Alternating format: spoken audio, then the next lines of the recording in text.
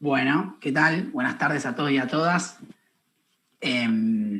Bienvenidos, bienvenidas a este conversatorio denominado Cannabis, Salud y Modelo Productivo. Me presento, yo soy Ariel, quiero aclarar que esto lo acabamos de hacer de nuevo, pero nos avisaron de que no estábamos saliendo, así que lo vamos a volver a hacer. Yo soy Ariel Parajón, integro y coordino el colectivo de reflexión sobre los consumos, un espacio integrado por profesionales, trabajadores, estudiantes, que se dedican a la salud mental, a trabajar política de drogas desde un paradigma de derechos humanos relacionado, trabajando en línea con la reducción de riesgos y daños. Y en ese sentido, junto con la Fundación Igualdad, con el área de salud y derechos humanos de la Fundación Igualdad, decidimos organizar este conversatorio sobre cannabis, salud y modelo productivo. Y como habrán visto, tenía una bajada que le habíamos puesto, que decía cannabis, salud y modelo productivo, los caminos alternativos a la prohibición.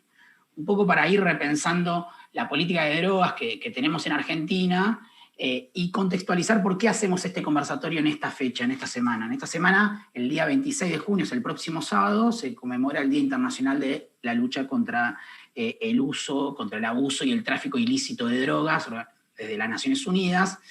Y desde muchas organizaciones de distintos países se organiza una campaña alternativa que se llama Acompañe No Castigue, una campaña que trata de descriminalizar, de concientizar en base a evidencia científica y evidencia empírica sobre los distintos usos de drogas y las políticas de drogas que apunten a restituir derechos y a resguardar los derechos humanos. En ese sentido, convocamos a distintos referentes de distintos ámbitos para poner en diálogo qué es lo que está pasando en Argentina con respecto al cannabis, con respecto al cannabis medicinal, con respecto al cáñamo industrial. Algunos sabrán, otros no, pero se está empezando a discutir en el Congreso, precisamente en el Senado, una ley de regulación del cáñamo industrial y del cannabis medicinal, y un poco la inquietud que teníamos desde el colectivo, desde la Fundación Igualdad, era, bueno, ¿qué es lo que está quedando adentro de este debate? ¿Qué es lo que queda fuera de este debate sobre cáñamo industrial y cannabis medicinal?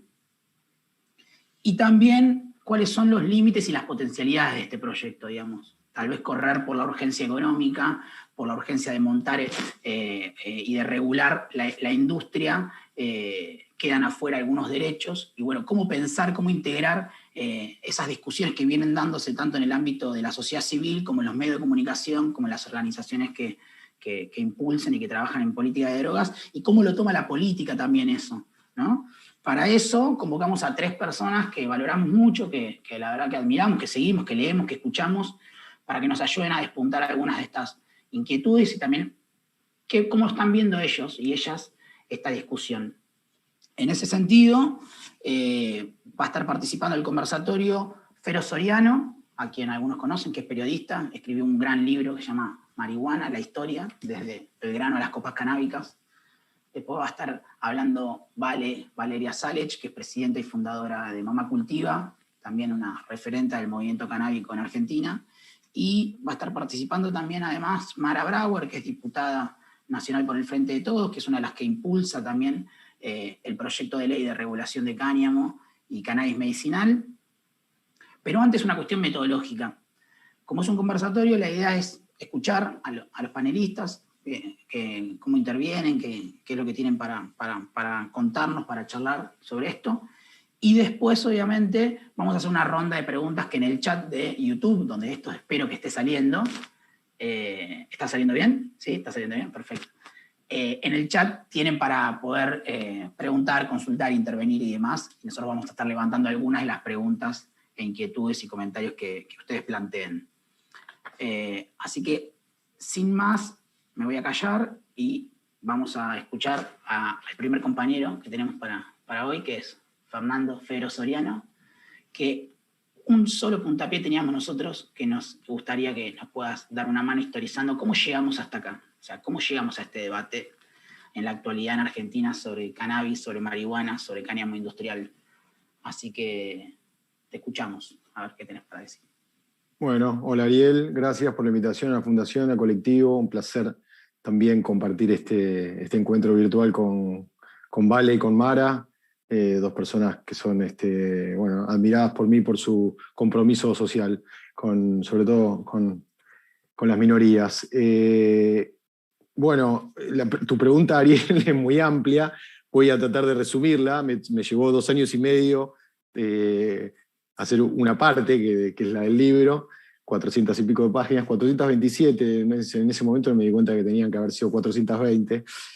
Pero lo podemos de alguna manera resumir o tratar de puntualizar, usar 3 o 4 ejes para pensar cómo llegamos hasta acá. Mientras te escuchaba y mientras pensaba un poco por dónde empezar, se me ocurría relacionar esto con lo que de alguna manera pasa en Bolivia, ¿no? Con la hoja de coca, o en Perú, que es esta cosa de entenderla como parte de como parte de la sociedad. Y me parece que la marihuana a nivel universal, bueno, está recuperando un poco ese lugar del que nunca debió haber salido, que es una relación histórica, ¿no? con el Homo sapiens, digamos, con el ser humano, desde hace 10.000 años, por lo menos, que es lo que se tiene por lo menos registrado, ¿no? Y 5.000 años de las referencias a sus aplicaciones medicinales. A mí me gusta hablar de una sola planta. Entiendo que estamos en un contexto en el que estamos hablando del uso medicinal y de la regulación de la industria para el uso medicinal y para otros usos, pero me parecería de mi parte injusto limitarme o, digamos, o limitar o sesgar los comentarios sobre nada más que eso, puesto que de alguna manera el origen de la militancia y la manera en que llegamos hasta acá fue militando y bregando por el fin de la prohibición y por la regulación de todo tipo de consumo, no solamente el consumo medicinal. Ustedes piensen que, bueno, tengo miedo de decir algunas cosas obvias para el público que está escuchando, pero ustedes piensen que de alguna manera en Argentina empezamos a descubrir los beneficios medicinales de la planta a nivel masivo en 2014, 2015, 2016, se dio todo muy rápido. Pero hasta ese momento la lucha y la militancia siempre fue por el fin de la prohibición. ¿Qué quiere decir el fin de la prohibición? Bueno, que dejen de caer personas presas por tener o por cultivar, ¿no? O ser estigmatizadas, bueno, demonizadas. No me quiero extender sobre esa parte ahora, que no es para lo que me han convocado. La relación viene, como les decía antes, de hace 10.000 años, 5.000 años, y esto es muy importante entenderlo para pensar en la actualidad, porque no era considerada una droga, ¿no? Era una planta que conectaba mucho con los misterios de la humanidad, que en ese momento, de alguna u otra manera, se hacían las sociedades, se hacía la cultura en relación con sus creencias, con sus preguntas sobre la existencia, ¿no? Y ahí jugaba mucho también el misterio de la enfermedad, ¿no? Antes de la medicina, la relación de los usos, la relación del ser humano con la planta para usos sacramentales, medicinales. La enfermedad era considerada una impureza por esas culturas y algunas la consideraban un castigo divino, y ese castigo divino merecía una expiación, y esa expiación se hacía por el sacrificio o por la fiesta.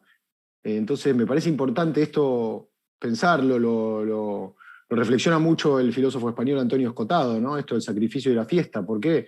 Bueno, me parece que cuando hablamos de sacrificio o fiesta, que podrían sonar antagónicos, estamos hablando de que sí, son dos cosas muy distintas, pero a la vez unidas por una planta. La planta es la misma. Y la droga no existía. Y cuando Yen Nun escribió el Pensado Chin, que es un herbario que tiene 5.000 años, hablaba del supremo elixir de la inmortalidad, ¿no? Entonces, bueno, ¿cómo llegamos? Llegamos a través de muchas, digamos, de una construcción histórica, cultural, a través de un montón de sociedades y de comunidades, desde Asia Menor, que es de donde se cree que se originó, de donde se cree que nace esta planta, de los primeros brotes, hasta América, pasando por Europa, pasando por África, pasando por el norte de Europa, pasando por Asia Menor, por la zona arábiga, y cada cultura le fue dando, digamos, una impronta y una importancia a la planta. O sea, la planta fue, a donde llegaba la planta se convertía en una entidad, digamos, ¿no? En una entidad de importancia. Y entonces es la planta que le dio de comer a Siddhartha, el príncipe Siddhartha, devenido en Buda, para la cultura ayurveda, ¿no? Buda comía 6 semillas por día de cáñamo. Era clave para el pueblo nómade Guji, que consumía cannabis y lo consumía para sanar y para conectarse con los muertos. Eh, era una de las plantas sagradas de los libros védicos, ¿no? Un regalo del dios Shiva al mundo, fuente de inspiración, de pérdida del miedo, de potencia sexual. Está en el Tratado Nanda Kanda del siglo X. 50 preparaciones se describen.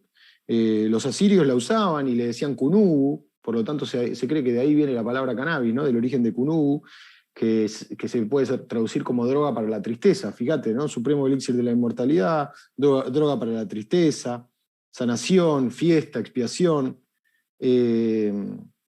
Bueno, a lo largo de la historia hay un montón de referencias, pero me voy a adelantar para no extenderme demasiado y voy a pensar cómo llegamos a Argentina en principio, ¿no? Y bueno, vino con la conquista, vino de dos formas con la conquista. Vino con la conquista, vino con los españoles a Argentina, pero pasó lo mismo en Brasil con los portugueses, y pasó lo mismo en Estados Unidos con los ingleses, y de igual manera en Canadá con los franceses y con los ingleses. Vino con los invasores, con los conquistadores, con los países devenidos en imperios, que buscaban no solamente extraer todas las riquezas que pudieran de estas tierras, sino también reproducir las riquezas que ya tenían. Y para eso creo que Mara lo estudió muy bien esto, para eso necesitaban de los barcos, y para los barcos necesitaban del cáñamo, que era como se hacían las sogas y las velas.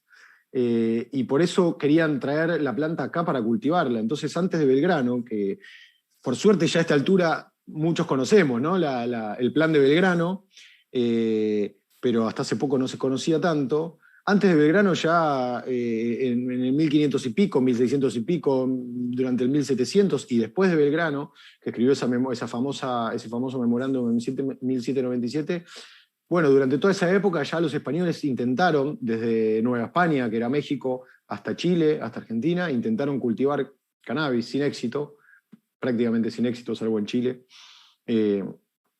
O sea, esto no es nuevo, esto no es una discusión novedosa de nosotros, de Vale, que encontró en la planta una calidad de vida luminosa para Emiliano. No es una locura de Mara, que no sé, no sé si Mara fuma, pero digo, estoy ficcionalizando, ¿no? Una hipótesis muy posible que podría plantear cualquier estúpido de los que anda diciendo que vamos camino a Venezuela. Digo, no es que Mara se fumó un churro y ahora dice hay que legalizar para hacer sogas. Esto tiene miles de años. Y así lo intentaron los españoles y así lo intentó Belgrano después. Pero no solamente la marihuana o la planta de cannabis vino por el lado industrial, también vino con la esclavitud, con los africanos, que ellos traen esta idea de fiesta, de sacrificio, de conexión espiritual, de sacramento antes de cualquier tipo de religión o cualquier tipo de conceptualización moderna, porque la conceptualización moderna de droga es de ahora y antes no existía la palabra droga, así que no existían las drogas como tal. Existían plantas que te hacían conectar con otra cosa, adentro tuyo, afuera, para arriba, para abajo. Y los africanos la trajeron y la fumaban. La fumaban, pitaban pango en cachimbos, como lo describe José Antonio Wilde en un muy lindo libro que encontré describiendo la vida y las costumbres en 1800 en Buenos Aires. Entonces, nada, acá nos encargamos de aniquilar nuestra historia africana, nos encargamos de aniquilar a nuestros descendientes de África. Tanto es así que hasta el presidente tuvo ese furcio hace poco, ¿no? En relación con sesgar un poco la mirada. Pero esa historia africana que todos tenemos, que tiene nuestro país, fue tapada, y con eso se tapó la historia de la sociedad, la historia social del cáñamo, del cannabis acá, que era usado por esas clases, que eran las clases trabajadoras, los pobres, los hijos de los esclavos, que la fumaban y traían sus costumbres de África. Y bueno, creo que todos los que estamos militando esta causa somos hijos un poco de esos negros, ¿no? A quienes recién les dio lugar Rosas, ¿no? Que los invitó a desfilar para el aniversario del 25 de mayo en la Plaza de Mayo, que todavía se llamaba Plaza de la Victoria. Y entonces las naciones africanas invitaban a Rosas a sus terreiros, a sus danzas de los domingos, que podrían ser parientes de los desfiles de tambores de candombe de hoy de San Telmo, porque además era en la misma zona, ¿no? Donde estaban las naciones africanas. ¿Qué quiero decir con esto? Que en realidad no estamos, no es un derecho que se conquista sino que es un derecho que se está reconquistando.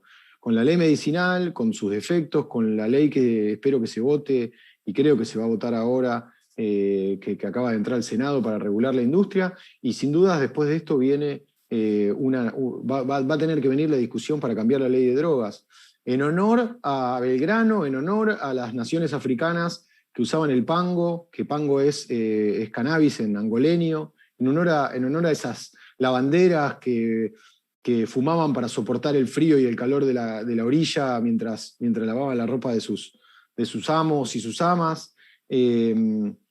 Y nada, me detengo brevemente en lo que es el siglo de prohibición, porque si pensamos también, si miramos esto a los ojos de la historia, la prohibición es un pequeñísimo punto, ¿no? Son 90 años, los últimos 90 y pico de años, de una historia de 10.000 años que tenemos en relación con el cannabis. Entonces, en los últimos años, por un poco de cosa tilinga, de cipallismo y de paternalismo, ¿no? Se ha decidido, el Estado ha decidido que para cuidarnos, entre comillas, nos mete presos si fumamos una sustancia que la propia Constitución dice que si la fumamos y no afectamos a terceros, nuestras acciones están solo reservadas al juicio de Dios. Entonces hay una gran contradicción ahí que se tiene que saldar. No es nueva, la Corte ya se ha manifestado para un lado, para el otro, el fallo Basterrica, el fallo Arriola, digo, no es nueva, pero me parece que no solamente por el contexto histórico, sino por el contexto actual, por lo que está pasando en el mundo, por la reconsideración de la marihuana. Estoy parafraseando un libro de Lester Greenspan que se llama Marihuana Reconsiderada, pero me parece una gran palabra para pensar, ¿no? Reconsiderar la marihuana. Me parece que ese es el camino y me parece que venimos bien, y hay que empezar a pensar, ahora que ya está plantado el proyecto de ley de la regulación de la industria, que eso va a permitir no solamente una matriz productiva, sino que va a permitir un acceso rápido a la sustancia y a la salud, a mejor calidad de vida. Bueno, eso tiene que aflojar la presión y tiene que quitarle, digamos, que quitarle presión a nuestros representantes del poder político para empezar a tratar una ley de drogas que se termine con que termine con esta injusticia que es que la gente termine presa o termine procesada o pierda su trabajo, o que le pase lo que le pasó a Emiliano Durrels, ¿no? Que por ir preso por tener 50, 80 gramos de porro, que no sabemos ni siquiera si era para él, un peticero de Pilar, un chico de clase media baja de Pilar, se suicidó en una cárcel por el estigma que le generaba, ¿no? Entonces me parece que hay que pensar en Durrels y en toda la gente que se come un garrón por usar el cannabis, no solamente pensar en la industria, que está buenísimo y yo celebro y me parece excelente, que es el paso que hay que dar, y hay que construir en la sociedad a partir de estas dos leyes, esta ley sancionada y esta que se está por sancionar, hay que construir una reconsideración, la reconquista de un derecho, el derecho ancestral, casi diría, que tiene el Homo sapiens o el ser humano con la planta de marihuana. Muchas gracias, perdón por las digresiones y el desorden argumental. Espectacular. Bueno, gracias. Gracias, Ferón. Bueno, seguimos con Vale. Ya la presenté, presidente de Mega Cultiva, referente del movimiento canábico. Una sola punta para arrancar que te tiramos nosotros es, desde el movimiento canábico ustedes vienen elaborando bastante cómo aportar a la construcción de la salud integral, a una salud comunitaria, digamos, un rol activo de la sociedad civil en la construcción de políticas de salud. bueno, ¿qué pisos mínimos de acuerdo ven ustedes o qué cosas hay que estar atentos en este nuevo debate que se abre ahora con el proyecto de regulación de cáñamo industrial y cannabis medicinal? Te escuchamos. Bueno, gracias Ariel. Gracias Ariel, al colectivo Reflexión y a la Fundación Igualdad por la oportunidad de seguir debatiendo. Siempre que hay un espacio para debatir, hay que debatir. Y está buenísimo. Primero poner un poco la situación en contexto porque nosotros tenemos una ley de cannabis medicinal y medio que lo nombramos mucho, y la realidad es que esa ley de cannabis medicinal no es lo que queríamos ni lo que esperábamos, ¿no? Siempre lo recuerdo porque si bien se festejó mucho y nos abrazamos esa ley para tener excusas para movernos, no era lo que desde Mamá Cultiva Argentina por lo menos fuimos a buscar. Nosotras queríamos un marco legal para una actividad que ya hacíamos, no es que fuimos a pedir permiso, sino que fuimos a buscar un marco legal para algo que nosotras ya estábamos haciendo, y lo que logramos fue una ley muy mala, pero era una ley al fin. Entre no tener ninguna ley y tener una ley mala, era preferible una ley mala y ver por dónde con esa letra escrita podíamos escabullirnos, ¿no? Esa ley se reglamentó mal. El artículo que a nosotras más nos importaba era el artículo 8, que decía que se iba a generar un registro de personas que cultivan, y nunca se reglamentó eso. Nunca tuvo financiamiento, solamente se podía importar un producto de muy baja eficacia para una sola patología. O sea que fueron 4 años de tener una ley que era como tener un auto sin volante, ¿no? Que no nos permitía demasiadas cosas. Y eso derivó a algo muy positivo, que fue un empoderamiento ciudadano. Nosotras empezamos a comportarnos como si tuviéramos la ley, ¿no? Como si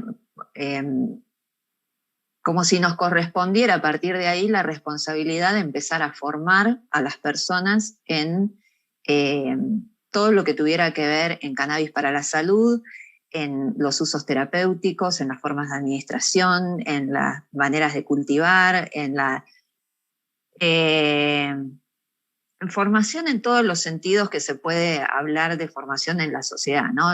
Acompañar a las familias que recién se iniciaban en el camino del autocultivo, y también empezar a generar espacios en el ámbito académico, porque entendíamos que la prohibición generó un divorcio entre el conocimiento académico y el conocimiento popular. No es que porque se prohibió la marihuana, bueno, entonces todo el mundo dejó de consumir. No, la gente siguió consumiendo, siguió cultivando, y siguió perfeccionando sus cultivos.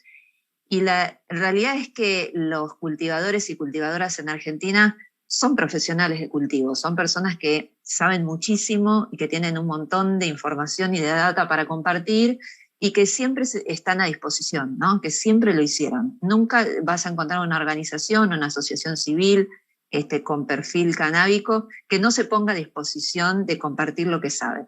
Y esto marca algo, yo digo, el de financiamiento derivó en el empoderamiento ciudadano, y el empoderamiento ciudadano deriva en una cosa que tiene que ver con el sistema de salud, ¿no? Porque nosotros, a partir del empoderamiento ciudadano y de ver que nosotras con nuestras propias manos podíamos generarnos salud, gestionar nuestra salud, podíamos de repente tomar menos medicación, podíamos sentirnos capaces de hacer algo con nuestras propias manos para sentirnos mejor, empezamos a cuestionar, o no sé si es cuestionar, o a interpelar un poco qué sistema de salud queremos. Porque en realidad para nosotras el sistema de salud terminó siendo los cultivadores y cultivadoras que nos daban una mano. Entonces veníamos de un peregrinar por los consultorios médicos, donde no tenían respuesta para los síntomas de las personas que cuidamos, a una persona que te tiende la mano y te regala un manojo de semillas. Y la realidad es que con solo ese gesto, con solo el gesto de, bueno, yo te puedo ayudar, mirá, te puedo dar de mis plantas, no te preocupes, te vamos a acompañar, con solo ese gesto ya el marco es más terapéutico, ¿no? Es como uno se siente reconfortada y empieza un camino que es siempre acompañada. Entonces, claro, desde Mamá Cultiva, por lo menos, pero yo creo que todas las organizaciones, defendemos el autocultivo, pero de ninguna manera pensamos el autocultivo como un acto individual que garantiza tal cosa. Nosotros lo pensamos como una construcción colectiva de un saber popular, que es además garantía de una red de salud comunitaria que nos contiene, y es garantía de diversidad, porque a partir de esa comunidad que se arma, en donde nos compartimos semillas, esquejes, plantas, las plantas son muy diversas y podemos garantizar esa diversidad, porque sabemos que en cuanto haya un mercado, o donde hay un mercado hay menos variedad. En cambio, cuando la red es comunitaria, hay mucha diversidad, y en la diversidad siempre está la riqueza. Entonces, bueno, empezamos a mirar el cultivo con ojos políticos y empezamos a mirar, o sea, todo cultivo es político.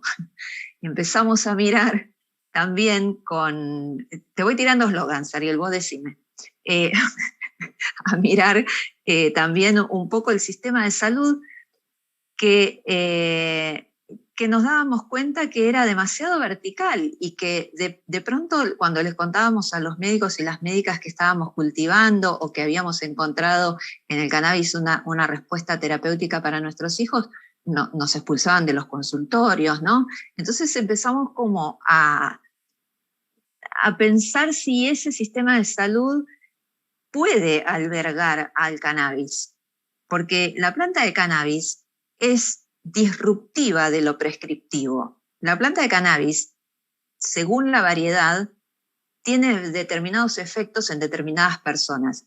Y no hay una regla de tres simple. No se puede decir que una variedad corresponde a una patología para determinada persona de tal edad. No funciona así el sistema en cannabis. La planta es integral, la planta produce cannabinoides, nosotros los mamíferos también. Como nosotras producimos cannabinoides, nuestro cuerpo tiene receptores de esos cannabinoides, y a algunos de nosotros nos funcionan mejor que a otros esos receptores, entonces respondemos de mejor o peor manera al ingreso de los cannabinoides, pero las plantas no tienen 1, 2 o 3 cannabinoides, tienen más de 100, con lo cual es complejo, no podemos decir, nadie puede decir, mira, si vos consumís esta variedad te va a pasar tal cosa, porque no sabemos. La realidad es que depende mucho del sistema endocannabinoide de cada persona, de los receptores, de la alimentación, del estado psicológico, psíquico de quien la consume. Es tanto a tener en cuenta que en un sistema de salud capitalista, donde los pacientes son números, donde los pacientes pasan por una cinta transportadora y nos van etiquetando con diferentes diagnósticos, no entra el cannabis. Para que entre el cannabis, el sistema de salud tiene que cambiar. Y lo que nosotros venimos a poner en cuestión, no es que tengamos las respuestas, pero sí, Fero dice, no dijo repensar, dijo, bueno, no me acuerdo la palabra que usó, pero yo digo, así como tenemos que repensar el cannabis, también tenemos que repensar qué es la salud. Reconsiderar, bueno, reconsideremos qué sistema de salud queremos tener. Porque es clave, por más leyes que tengamos, si el sistema de salud no se abre a la posibilidad de una mirada integral, de una mirada comunitaria, de una mirada inclusiva, no vamos a llegar a sacarle provecho a la planta como herramienta terapéutica. Si nosotros mismos, nosotras y nosotros y nosotres, diferenciamos usos como si aquello que es recreativo. ¿Ustedes se dieron cuenta que ahora durante la pandemia hubo gente que pidió recreos por su salud mental? El recreo es salud mental. Entonces, si nosotros vamos a diferenciar los usos entre nosotros mismos, nos estamos como mordiendo la cola. Me parece que el diferenciarnos es una trampa de la prohibición y no deberíamos caer en esas trampas. Nosotros tenemos que entender que la planta es una herramienta terapéutica siempre. Que a algunas personas le den un uso u otro o les guste sobredosificarse, es otra historia. Pasa con internet, o sea, pasa con el café, no sé, pasa con el mate. El tema es ¿qué hace el sistema de salud con eso? Si va a castigar o si va a acompañar. Y en cómo están planteadas las cosas,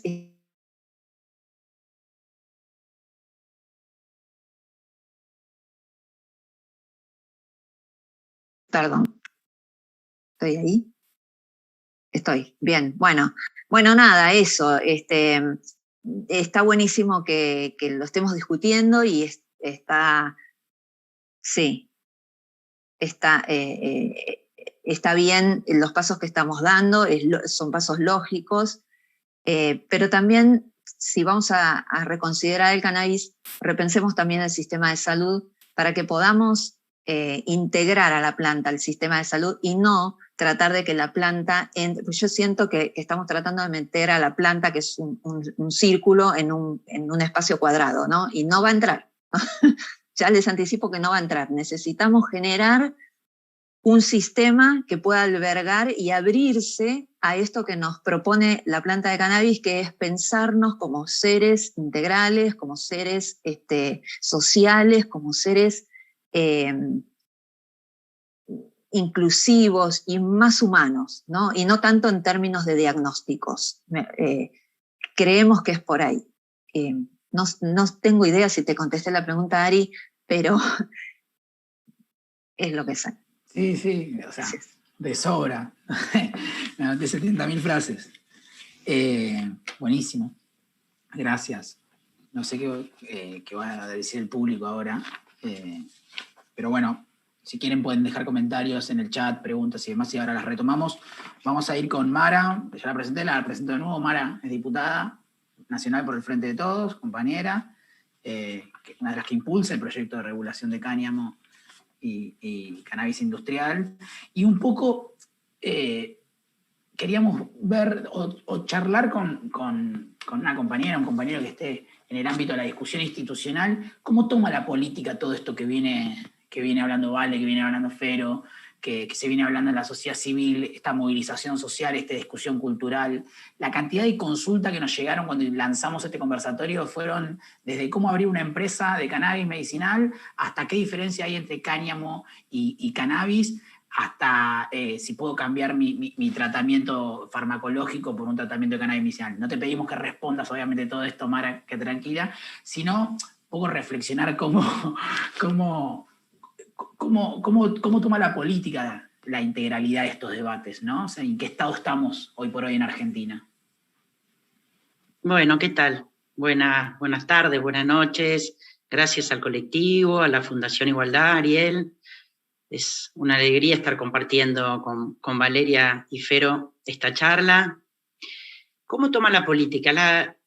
La política acompaña los procesos sociales, y fundamentalmente los procesos sociales en los cuales hay actores que se apropian de una lucha y la llevan adelante. Todo el avance en ampliación de derechos que vivió nuestro país tiene que ver con eso, ¿no? Con un encuentro que es el que se tiene que dar entre la sociedad civil, el pueblo, como cada cual lo quiera llamar, y sus representantes. Entonces, en el año 2017, cuando llega al Congreso, 16, 17, se empieza a discutir, por ejemplo, la ley de cannabis medicinal, claramente ahí había un grupo de diputadas, en ese momento Diana Conti había presentado un proyecto de ley, estaba Carolina Gaylar muy interesada en el tema. Yo había estado en el 2015 en el Congreso, y hasta el 2015, porque aparte me acuerdo perfectamente una charla que tuve en una comisión, excepto para algunos diputados y diputadas puntuales, marihuana, porque así se decía, era una palabra prohibida. Un año y medio después se estaba discutiendo medicinal. Ahí obviamente hubo un rol fundamental las madres, ¿no? Porque vos tenés distintas maneras de incidir sobre la política, ¿no? De hacer lobby, en el buen sentido la palabra lobby, ¿no? De generar presión para que algo suceda. Entonces tenemos las manifestaciones gigantes a favor de la interrupción voluntaria del embarazo, y yo creo que en la ley de cannabis medicinal jugó muy fuerte el rol de las madres, ¿no? Ustedes saben que en la sociedad argentina, la sociedad patriarcal, la presencia de una madre reclamando por el derecho de sus hijos a la salud es algo atendible, digamos, y es algo que rompe los prejuicios. Si lo dice una madre preocupada por la salud de sus hijos, prestamos atención. No es lo mismo que me venga un rasta a contarme lo bien que lo pasa con sus amigos una tarde de lluvia. Entonces ahí claramente se abrió la cabeza al tema del cannabis medicinal. Y si bien, como decía Vale, fue un auto sin volante, sin motor, sin nada, fue un paso gigante, porque de marihuana prohibida a cannabis medicinal permitido, hubo claramente un desplazamiento de concepción y de mirada hacia la planta, como dice Fero, que es una sola, que cambió el paradigma. ¿Sí? Todos los que trabajan con consumos problemáticos, o consumos en general, digamos, sabemos que el tema no es la sustancia, sino qué hacemos con la sustancia. Entonces la sociedad, en el caso de la marihuana, veo claramente, la marihuana no es mala, fea, es porquería per se. Si le damos un buen uso, es buena. Entonces, esto es lo que cambió el paradigma con la ley de cannabis medicinal, que sirvió para eso. Después, como atrás estaba Patricia Bullrich, que ella tiene otra agenda, que es una agenda geopolítica de dominación y de control social, no la dejó avanzar. Pero la batalla en ese sentido estaba ganada, en el sentido que la sociedad empezó a hablar de cannabis medicinal y aceptó que la marihuana tiene buenos usos, para decirlo de alguna manera, ¿no? Esto nos permitió que cuando asumimos nosotros en el gobierno, cambiar esa reglamentación, y a partir de ahora está el registro para el autocultivo, para el cultivo solidario, y el uso medicinal en manos de la producción, en manos del Estado. Ahí me sumé, yo digo, obviamente por pedido de agrupaciones, asociaciones, Proyecto Cáñamo y otros grupos, incorporar otro de los usos del cannabis, que es el uso del cáñamo, el cáñamo industrial. Para los que no lo saben, el cáñamo es una de las variedades del cannabis que produce bajos contenidos de THC. En general, se considera menos del 1% de THC. Hablando en sintético, es una marihuana, es un cannabis que no pega porque tiene bajo contenido de THC. Y con ese cáñamo, que nunca debería, yo creo que nunca debería haber estado prohibido nada, pero pensemos en la lógica de lo que estamos, en la lógica de la lucha contra la droga, tampoco debería haber estado prohibido el cáñamo. De hecho, ya en el año 61, la Convención Única de Estupefacientes de Naciones Unidas sacó al cáñamo de las sustancias prohibidas. Es decir, estaba el cannabis con THC en las sustancias reguladas, pero no el cáñamo. De hecho, en Estados Unidos, ustedes saben que las leyes federales son las que permiten el uso adulto y el medicinal. El cáñamo es un commodity más, ¿sí? Entonces, cuando se estaba trabajando la nueva reglamentación del cannabis medicinal, yo me pongo a trabajar en el Congreso con una ley de cáñamo, ¿sí? El cáñamo se puede usar para medicinal por el contenido CBD, pero el cáñamo tiene uso textil, que es el más conocido, lo decía Fero, telas, lonas, carteras, zapatos, todo lo que tenga que ver con la industria textil, que es la que históricamente se utilizó, y muchísimos usos con el avance científico-tecnológico, por ejemplo, el bioplástico. O sea, el cáñamo puede reemplazar al plástico. Las fibras del cáñamo tienen un alto poder aislante, entonces se pueden hacer desde autopartes para aislantes de vivienda, ladrillos.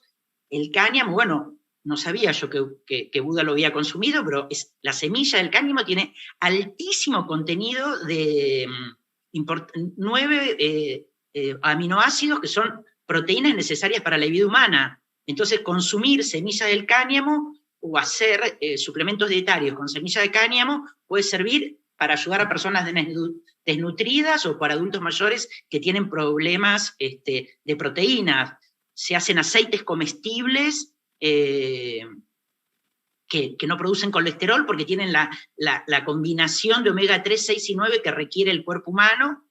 Entonces ya les digo, desde autopartes, ladrillos, marcos de anteojos, biocombustibles, reemplazo bioplásticos, solventes, suplementos dietarios, es infinito, no, pero es más de 25.000 usos hay en relación a lo que se puede producir. El dato de 25.000 me lo pasó mi asesora, Victoria Vaca Paunera, no me numeró los 25.000 usos, pero dicen que son 25.000.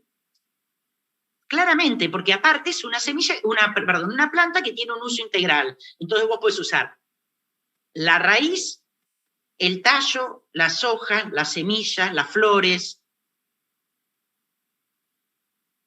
Yo presenté un proyecto de cáñamo industrial y había un proyecto de otros diputados, Carolina Gailar y de la senadora Fernández Agasti, para una ley integral del cannabis. Cuando nos llama el ministro de la Producción, Matías Culfas, para decir que va a ser una ley, que es la ley que vos decías, Ariel, que entró al Congreso, que es una ley que crea el marco regulatorio para el desarrollo de la industria del cannabis medicinal y el cáñamo industrial, que va a regular todo el proceso productivo, desde la compra de semillas, trazabilidad de las semillas, cultivo, cosecha, procesamiento, transporte, comercialización, exportación, producción, toda la cadena productiva. Esta ley deja por afuera el autocultivo y el cultivo solidario para uso medicinal, porque eso ya está regulada por la ley de cannabis medicinal, la 27350, y deja absolutamente de lado el consumo para uso adulto. Estos van a ser licencias, autorizaciones administrativas para el desarrollo productivo del cáñamo industrial y del cannabis medicinal.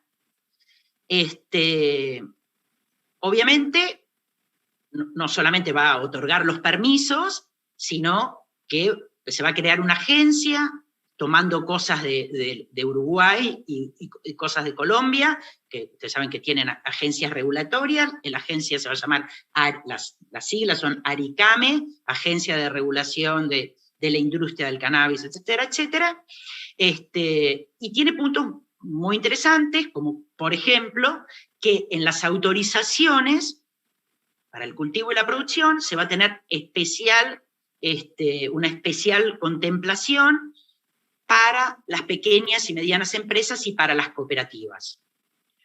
Otro de los puntos del artículo 10 dice que se va a trabajar con las asociaciones civiles existentes que trabajan para el bien público, como por ejemplo Mama Cultiva, y otras tantas que hay, para ayudarlas a reconvertirse en cooperativas, exigirle menos cuestiones, para que puedan entrar en la cadena, convirtiéndose en cooperativas, entrar en esta cadena productiva de comercialización. ¿Sí?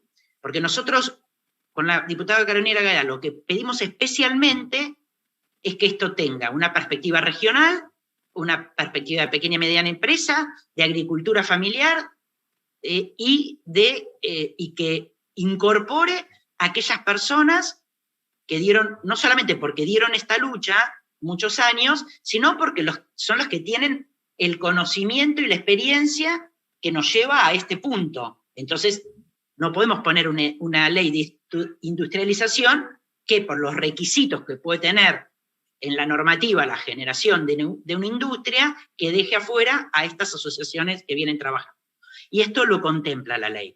Después la ley tiene temas muy interesantes, porque la experiencia en el mundo nos demuestra que vos podés hacer productos con cannabis, pero después hay regulaciones internacionales que, por ejemplo, no te lo dejan exportar.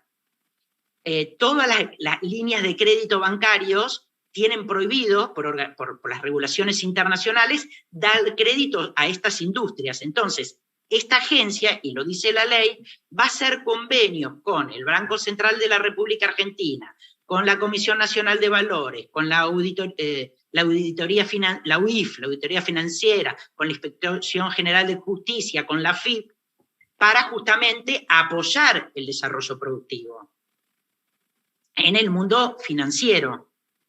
Si no vos largas una ley, porque esto acá, por lo que vos contabas, Ariel, hay mucha gente que quiere empezar con emprendimientos. No crean que no nos pase como las canchas de pádel, que todo el mundo piense que hay que plantar y con eso te llena de plata. No. Primero que hay procesos que, digamos, bueno, obviamente va a haber que haber todo un tema de trazabilidad de semillas, la materia prima, hay que pensar en cultivos que se puede usar toda la planta, porque si vos pensás cultivar solo para utilizar las semillas no te va a dar la ecuación, hay muchas cosas que si no estás dentro de determinadas regulaciones no se pueden exportar, que hay mucha complejidad en el mundo de los negocios, para decirlo. Y cuando hablo de negocios, digamos, no estoy hablando de algo peyorativo, estoy hablando de que se calcula que si se sanciona esta ley, en 3 años se crearon 10.000 puestos de trabajo y un volumen de negocio de $500 millones. Entonces, siempre que se regula una actividad,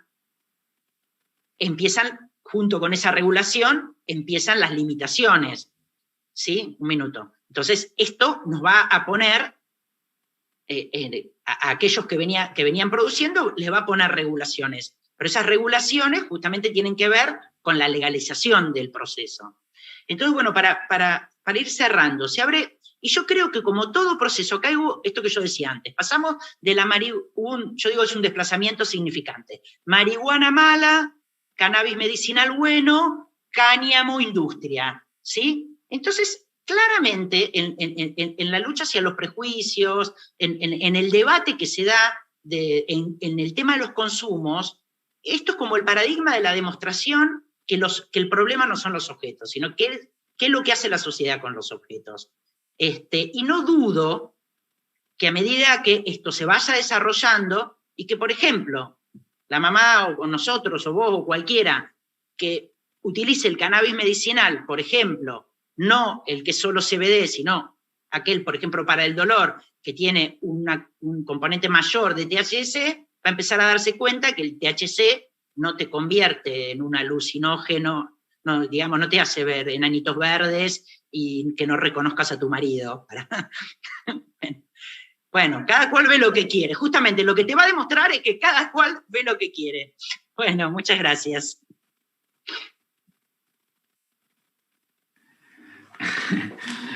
Bueno, gracias, Mara. Nos estamos riendo de los enanitos verdes. Muy piola. Me quedo con la frase, no piensen que van a ser las canchas de pádel ahora. Pero dejaste bastantes cosas. Me tomé apunte de varias. Bueno, me estuvieron mandando algunas preguntas para el estrés. No sé cómo quieren hacer, también si quieren retomar cada uno alguno de los comentarios que hicieron. Les tiro algunas así y ya abrimos y ustedes intervienen como quieran. Una para Vale. ¿Cuáles son las alertas que tiene que tener el movimiento canábico en este debate? Y otra que tiene que ver con ¿qué alternativa existe desde el cannabis medicinal para reemplazar los psicofármacos y cuál sería el rol en la reformulación del sistema de salud de los laboratorios? También. Acá después otro nos pregunta, Osiris nos pregunta, ¿quiénes inscriben como usuarios medicinales en el ReproCam para cultivar para sí mismos? ¿Pueden inscribirse también como cultivadores solidarios y viceversa? Hay una pregunta también sobre el rol de los medios para Fero y también para Mara en relación a la economía popular, a la economía social, a los cultivadores solidarios. Bueno, algo mencionaste sobre cómo se va a priorizar en el proyecto de ley esos sectores. Y bueno, después hay una sobre la ley 23737, pero la dejamos para después. Si quieren, no sé cómo quieren meterse. Son un montón, a mí me tiraste no, como 5 en una sola. Sí, perdón, y bueno, ¿qué querés? La gente habla, pregunta, quiere saber. También hay... No, una cosa que es importante saber es que en el Ministerio de Salud hizo preguntas frecuentes sobre el ReproCan, como para que ahí se saquen todas las dudas que puedan llegar a tener. También la revista THC sacó un instructivo que lo armaron en conjunto con el Ministerio de cómo inscribirse al ReproCan. No se puede uno inscribir con varios perfiles, o sos cultivador solidario, o sos paciente que cultiva, o sos médico o médica. No se puede ser varias cosas a la vez. No sé, ¿qué otra era? ¿Querés decirme? No, había una que me parecía interesante, que era cuáles son las alertas que tiene que tener el movimiento canábico en esta discusión, digamos. O sea, para tratar de, me imagino que yo que debe ser tratar de no repetir la historia que ocurrió con la ley de cannabis medicinal. Primero hay que tratar de encuadrarse, ¿no? Porque a uno siempre le dan ganas de pedir más y más y más, y yo creo que ahí Mara lo dejó bastante claro en que, bueno, todos los pasos, a pesar de, así como yo dije que la ley que 27350 no era buena, pero era una ley y nos permitía empezar a nadar en el mar, ahora viene una ley de producción, lo cual va a abrir los accesos y va a permitir que algunas organizaciones pasen a la clandestinidad, pasemos a la clandestinidad. Esos son pasos que parecen pequeños, pero son enormes, que nos van a ayudar a construir otra lógica. Entonces, lo primero me parece es tratar de acompañar, nosotras también, ¿no? Así como pedimos que nos acompañen, nosotras tratar de acompañar estos pequeños pasos que se dan, que, insisto, uno siempre pensando en el todo dice, esto es poco, pero en realidad es un montón, realmente es un montón. Y sobre todo por cómo somos los argentinos y las argentinas es un montón. Por esto de las canchas de pádel, digo, me parece que tenemos el capital instalado como para transformarnos a la legalidad. Exacto, gracias Mara, a la legalidad y tenemos que tratar de acompañar ese proceso entendiendo que hay un techo, ¿no? Ahí Mara lo explicó bien, este proyecto tiene un techo, deja por fuera otro tipo de uso, ese es el techo, pero abajo de ese techo se pueden hacer un montón de cosas y está bueno empezar a explorarlas como para que se siga abriendo el dique. Una vez, en una charla, dijimos que con la ley 27350 habíamos en un dique de contención hecho un agujerito, y la verdad que ese agujerito se fue agrietando y ya entra bastante agua por ese agujerito. Ahora estamos haciendo otro agujero, un poco más grande, y va a entrar otra cantidad de agua y en algún momento el dique se va a romper. Pero todo lleva un proceso, es un cambio de paradigma muy grande, me parece que nada, que tenemos que ser pacientes y lo que tenemos que tener, las alertas que tenemos que tener como movimiento es fijarnos, que se nos tenga en cuenta, y la verdad que se nos tiene en cuenta, se nos nombra en ese proyecto, que no haya monopolios, me parece que eso también va a ocurrir justamente porque tenemos un gobierno que acompañar en ese reclamo y que tenga perspectiva de género es clave. Y bueno, ahí vamos. Bien, gracias. Mara, Fero, si quieres les tiro preguntas, pero también una pregunta, por ejemplo, es que te la hacían a vos. ¿Cómo ves el rol de los medios de comunicación en este debate? Bueno, el rol de los medios de comunicación ha sido cómplice de la prohibición desde siempre, desde 1936. Se me borró el nombre del magnate cuyo apellido Hearst, Rudolf Hearst, si no me equivoco, que era una especie de manieto de los años 30 de Estados Unidos.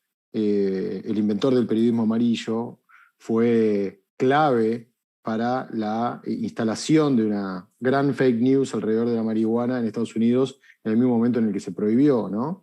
Es el personaje satirizado por Orson Welles en El Ciudadano Kane, película que si alguien en esta reunión no vio, por favor véanla. No habla de marihuana, pero es una película clave para todo, ¿no? Desde ese momento los medios han jugado siempre un rol cómplice de la desinformación y del prejuicio. Eso en aquel momento. Hearst tenía intereses particulares por la prohibición. Estaba muy interesado en la producción de papel de celulosa. Entonces tenía que atentar contra la producción de papel de cáñamo. Pero además odiaba a los mexicanos. Tenía un desprecio racista sobre los mexicanos y sobre los negros, que eran quienes la consumían. Y además la Revolución Zapatista le había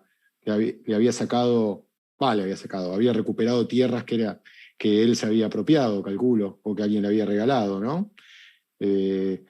A mí me gustan estas analogías, ¿no? Pensar que Hearst en Estados Unidos, Mitre, Manieto acá, ¿no? Digo, siempre están estas analogías de complicidad de los medios que han instalado. Entonces Hearst en sus medios instalaba, por ejemplo, que los consumidores de marihuana eran los negros y que los negros cuando consumían marihuana abusaban de las jóvenes blancas. Entonces el mensaje que salía de los medios era van a violar a sus hijas si consumen marihuana.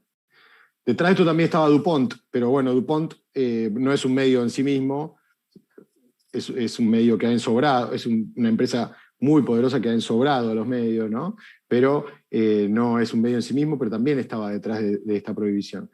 Y en Argentina pasó lo mismo. En Argentina, a partir digamos, yo justo por otro trabajo que estoy haciendo, estoy repasando el diario Clarín de los años 70, de la segunda mitad de los 70, del 76, entre el 76 y el 80. Estoy leyendo esa etapa por otro trabajo, otra investigación que estoy haciendo que tiene que ver con la marihuana.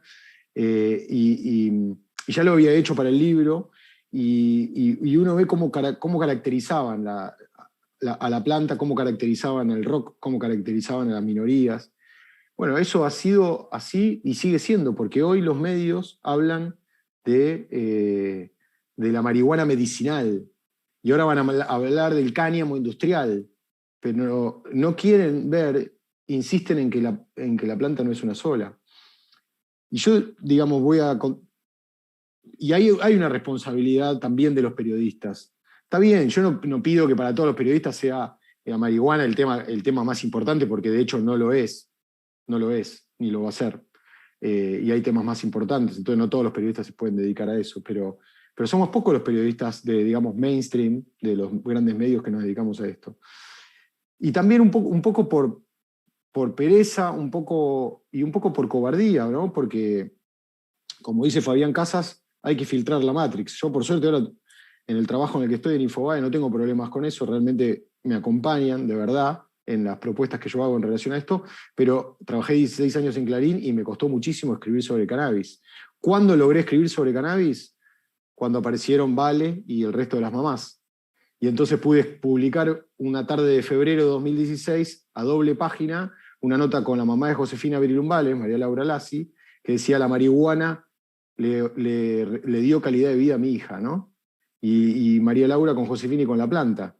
Y a las 2 semanas María Laura estaba comiendo con Mirta Legrand. Y para terminar, y esto lo cuento como anécdota porque, digamos, los medios siguen siendo cómplices cuando hablan de la droga, cuando hablan, no me quiero extender, ¿no? Pero cuando hablan de la droga, cuando hablan de las políticas de la guerra contra las drogas, de la guerra antinarco, de todo el circo que ha montado Patricia Bullrich en los últimos 4 años, volteando un búnker en una esquina para que se abra a la media hora en la otra esquina, ¿no? Porque en todo este tiempo de guerra contra las drogas, de los cuales los medios han sido cómplices por omisión o por decisión deliberada, en todo este tiempo los consumos crecieron, los territorios de cultivo crecieron, y se muere más gente por la disputa por el territorio que por los consumos. Entonces a mí se me ocurrió, estas marchas, cuando Mara habló de las marchas por el aborto, yo pensaba, ya lo he pensado, pero lo volví a pensar recién, decía, las marchas de mayo y de diciembre en Buenos Aires son tan o más multitudinarias las de la regulación del cannabis que las marchas por el aborto. Esto sin poner sin digamos, que compitan, ¿no? Y siempre estuvieron escondidas de los medios. En Clarín salía un brevecito así sobre las marchas de cannabis. Y eran 80.000, 100.000 personas. Entonces un día, ya un poco hinchado las pelotas, digamos, de que ya se me había censurado un montón, y cierro con esta anécdota, pero para que se entienda también la lógica a veces de los medios y cómo es tan difícil operar ahí adentro.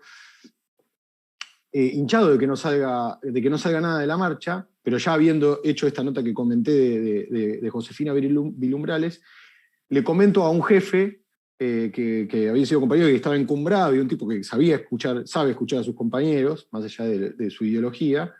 Entonces le dije, che, ¿vos qué harías si se juntan 100.000 personas en Plaza de Mayo y marchan hasta el Congreso para pedir la legalización de la marihuana? ¿A vos te parece que eso no es noticia? ¿Y qué pasaría si esas 100.000 personas, en vez de pedir la legalización de la marihuana, pidieran la legalización del Malbón? ¿No es noticia? Sí, obvio es noticia. Bueno, esto pasa hace 5 años, ¿por qué no lo cubrimos? Y no sé por qué no lo cubrimos. Le digo, bueno, googleá marcha de marihuana Buenos Aires 2015. Y cuando googlea aparece la famosa foto de la THC sacada de la 9 de julio con toda la Avenida de Mayo llena de gente. El tipo me mira y me dice, ¿y esto cuándo pasó? Y esto viene pasando hace 4 años, y yo se lo vengo diciendo, y no lo quieren cubrir. Y esto no es noticia. Y entonces me dijo, bueno, cubrila. No lo podía creer, para mí era un hito. Pero ¿sabes qué me dijo? Me dijo, cubrila, pero tenés que conseguir que en la marcha, adelante de todo, para la foto, estén las madres. Entonces, digamos, obviamente, yo levanté el teléfono y dije, che, las madres ahí, que igual iban a estar, pero, digo, no deja de pesar sobre los medios, más allá de los intereses que pueda haber, un enorme prejuicio y una enorme desinformación de quienes hacemos los medios incluso. Yo a esto le sumo lo que decíamos antes, es decir, las cárceles están llenas de personas por drogas, por tenencia de drogas, por menudeo. Las mujeres presas, más del 80% es por tema de drogas. Es claramente un sistema de control social sobre los sectores populares. Entonces, y en la geopolítica, ustedes saben que la excusa de la lucha contra el narcotráfico es lo que permitió a Estados Unidos invadir muchísimos países. Entonces, acá hay otra agenda, no es solamente, digamos, la agenda de derechos, sino la agenda del control y de la supremacía de uno sobre otro, ¿no? Y claramente, lo cuenta bien Fero en su libro, acá existió la linera bonaerense, donde se llegó a tener 400 hectáreas de cáñamo cultivado. Lo prohibió la última dictadura militar, porque no diferenció, como hace la Convención de Drogas, las distintas variedades del cannabis, pero también la linera le venía yendo mal, para decirlo de alguna manera, cuando entran los plásticos y los sintéticos. Pero a la vez ahora estamos en un momento histórico que se está dando una curva en relación a esto, y toda la industria del cáñamo y del cannabis es una industria sumamente sustentable, con huella de carbono negativa. El cáñamo es reparador del suelo, porque las raíces absorben metales pesados, usa poco conservantes, consume poca agua, y entonces claramente es todo. La industria del cáñamo es una industria que cumple con los objetivos 2020-2030 de desarrollo sustentable, que en los países centrales ustedes saben que los productos que salen certificados con estas garantías de cuidado del ambiente son muy requeridos en un esquema donde los plásticos, todos los productos derivados del petróleo y de otros productos, empiezan a perder en relación a esto. Bueno, vieron que ahora se está dando la tensión en los biocombustibles, entre los biocombustibles fósiles y los que provienen del maíz y de la caña de azúcar. Entonces hay también un movimiento hacia esto que es interesante. En este momento el cáñamo no estaría compitiendo con los plásticos, digamos.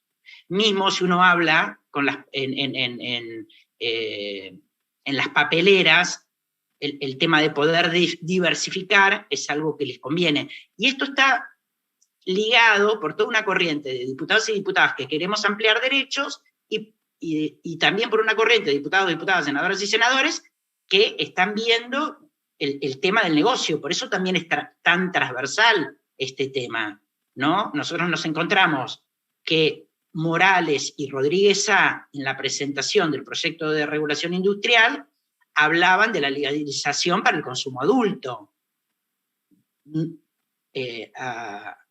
Yo, que considero a Morales un represor, no tengo la menor duda que no tiene que ver con ampliación de derechos, sino con business, business y business. Pero bueno, de donde venga que venga.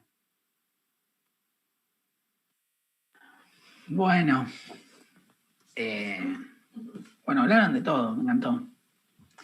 Había muchas más preguntas, pero ya estamos en hora. Cumplimos con los invitados, las invitadas, para que les habíamos prometido terminar 19:30.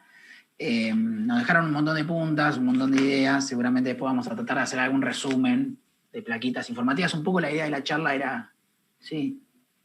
¿Puedo? Un segundo nomás. Que yo hablé porque veo algunas preguntas y dice, y una de las preguntas dice, ¿a qué se refiere Valeria cuando se dice, con la ley algunas organizaciones pasan o pasamos a la clandestinidad? Yo quise decir a la legalidad, salimos de la clandestinidad para ir a la legalidad, y tiene que ver con esta adecuación que propone el proyecto de producción para las organizaciones que quieran convertirse en cooperativas, ¿no? Hay una mirada integradora desde ese lado, como para poder adecuar a todas las organizaciones que así lo quieran, no es obligación para nadie, poder convertirse en cooperativa y seguir produciendo, pero ya legalmente. Y obviamente nos tendremos que adecuar a lo que la ley nos pida, pero la verdad que es una posibilidad para quienes venimos produciendo, la verdad que es una muy buena noticia. Y también por eso digo que nos tiene en cuenta, que es la ley el proyecto de ley nos tiene en cuenta y para nosotros es una muy buena noticia. Eso. Buenísimo. Sí, había leído esa, como Mara te había corregido, yo dije, bueno, ya la damos por saldada, pero me parecía bien la aclaración, estaba piola. Agradecerles, no sé si quieren aportar algo más, hacer algún comentario más, difundir algo más. Me parece que un poco el objetivo de la charla era sensibilizar, generar información. Hay mucha gente que está ávida de información, y un poco el objetivo de trabajar en reducción de riesgos y daños y en una política de drogas anclada en derechos tiene que ver también con pensar a los usuarios como rol activo, no solamente en el consumo problemático, sino también en la política de drogas y en la política de derechos y lo que tiene que ver con salud y salud pública, sobre todo. Un poco el colectivo se encara desde ahí, se piensa desde ahí. Así que gracias. Seguramente, ya lo dije, vamos a hacer algunas placas de difusión con algunas frases que tiraron frases para todos lados. Les agradecemos nuevamente a todos y a todas los que estuvieron ahí presentes, escuchando, participando. Y bueno, creo que podemos terminar. No sé si está todo grabado, esperamos que sí. La producción nos hace así. Gracias, Fero. Gracias, Mara. Gracias, Vale. Gustazo escucharlos. Bueno, Chau. Nos retiramos. Chau. Chau, gracias a todos. Chao. Gracias, gracias, un placer.